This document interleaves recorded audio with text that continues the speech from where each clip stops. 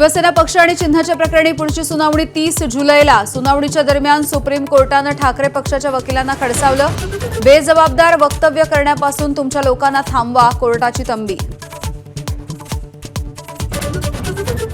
5 राज्यांमधल्या निवडणुका संपल्यानंतर पेट्रोल आणि डिझेलचा भडका। पेट्रोल 3 रुपये तर डिझेल 3 रुपये 11 पैशांनी महागलं। आंतरराष्ट्रीय बाजारपेठेमध्ये कच्च्या तेलाचे भाव वाढल्यामुळे दरवाढ।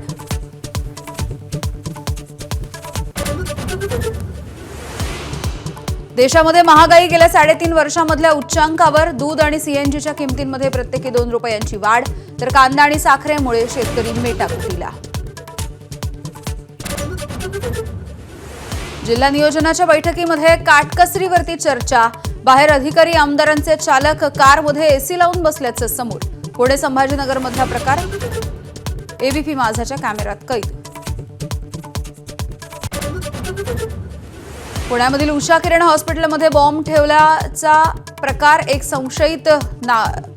एका संशयिताला नागपूरमधून केली अटक। अटक केलेल्या आरोपीकडून गुन्ह्याची ही कबुली, तर कटामध्ये आणखी काही जणांचा समावेश असल्याची माहिती। नीट पुनर्परीक्षा 21 जूनला होणार। एनटीएनं जाहीर केली नवी तारीख। आधीच्या परीक्षेचं शुल्क परत, पुनर्परीक्षेसाठी शुल्क नाही। केंद्रीय मंत्री धर्मेंद्र प्रधान यांची घोषणा।